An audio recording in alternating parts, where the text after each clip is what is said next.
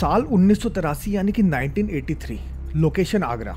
रात का टाइम था और आगरा के ही एक बड़े कारोबारी सुरेश वर्मा की गाड़ी उनके घर के आगे आके रुकती है। सुरेश अपने घर का मेन डोर खुलवाने के लिए कई बार अपनी कार का हॉर्न बजाते हैं, लेकिन लग रहा था कि रात ज्यादा होने की वजह से घर के सारे लोग सो चुके थे, जिसकी वजह से कोई भी मेन गेट नहीं खोलता है। थोड़ा इंतजार करने के बाद सुरेश अपनी कार से उतरकर अपने घर के मेन गेट की तरफ बढ़ने लगते हैं। अभी सुरेश अपने घर की तरफ बढ़ ही रहे थे, तभी अचानक वहां पर दो अनजान बाइक सवार आ जाते हैं और सुरेश वर्मा पर अंधाधुंध फायरिंग करने लगते हैं। इसी दौरान एक गोली सुरेश के सर में लगती है और वो वहीं पर बेसुध होकर ढेर हो जाते हैं। दूसरी तरफ बाइक पर आए दोनों लोग अंधेरे का फायदा उठाकर वहां से गायब हो चुके थे।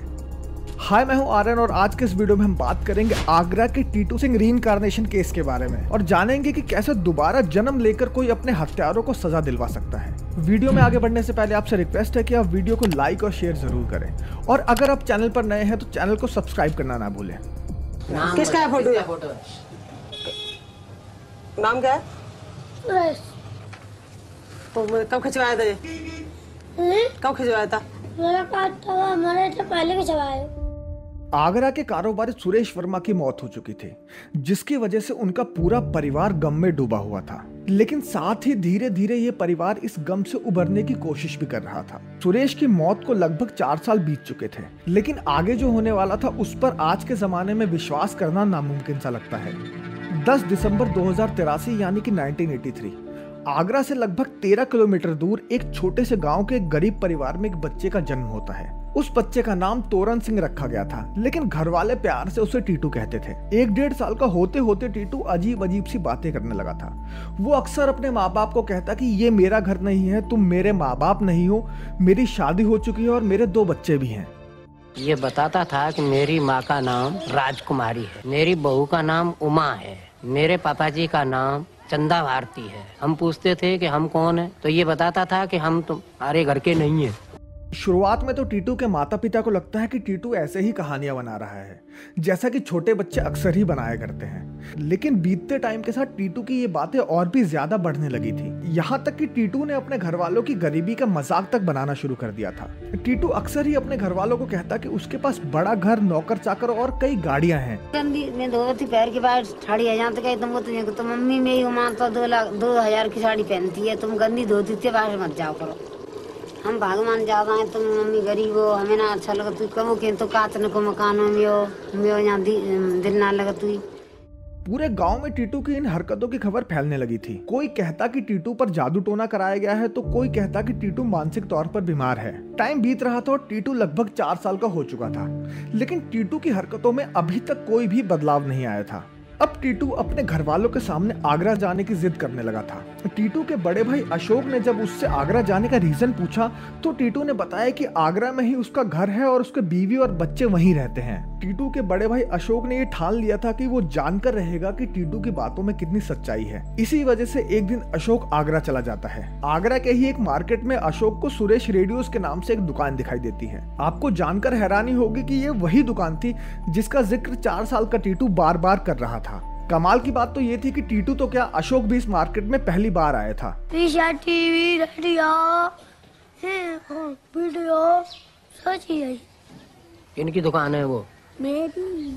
इस राज को और भी करीब से जानने के लिए अशोक उस दुकान के अंदर जाता है। अशोक को अंदर एक लेडी मिलती है जो उस दुकान को चलाया करती थी। लेडी से बात करने के बाद अशोक को पता चलता है कि वो उस दुकान के मालिक सुरेश वर्मा की विधवा उमा वर्मा थी। उमा वर्मा ने अशोक को बताया कि उसके पति सुरेश वर्मा की मौत लगभग 5 साल पहले हो चुकी थी, जिसके बाद उमा ही इस दुकान को चला रही थी। अशोक उमा को अपने भाई टीटू के बारे में बताता है और साथ ही ये भी बताता है कि उसके भाई टीटू का कहना है कि आगरा में उसकी बीवी और बच्चे रहते हैं। अशोक की इन बातों को सुनकर उमा को विश्वास नहीं हो पा रहा था और वो सोचने लगी थी कि आखिर ऐसा हो कैसे सकता है, क्योंकि सुरेश वर्मा का अंतिम संस्कार लगभग 5 साल पहले किया जा चुका था। उमा वर्मा अपने पूरे परिवार को इस बारे में बताती है और अगले ही दिन अपने परिवार के कुछ लोगों को लेकर टीटू के गांव पहुंच जाती है। उमा को देखते ही टीटू भागकर उमा के पास आता है।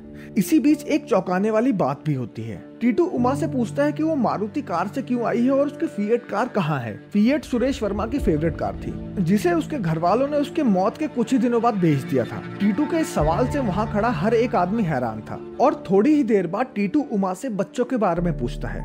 ये खबर हर तरफ आग की तरह फैल चुकी थी। न्यूज़पेपर्स, टीवी चैनल, हर जगह सिर्फ टीटू के बारे में ही बात की जा रही थी। इस घटना के कुछ ही दिनों बाद डीयू में रीइंकार्नेशन पर रिसर्च कर रही एंटोनिया मिल्स को भी इस बारे में पता चलता है, जिसके बाद एंटोनिया मिल्स बहुत ही इंटरेस्ट और डिटेल के साथ इस केस की स्टडी में लग जाती हैं। इसी केस की स्टडी के लिए एंटोनिया पहले तो टीटू के गांव पहुंचती हैं, उसके बाद टीटू को लेकर आगरा आ जाती हैं।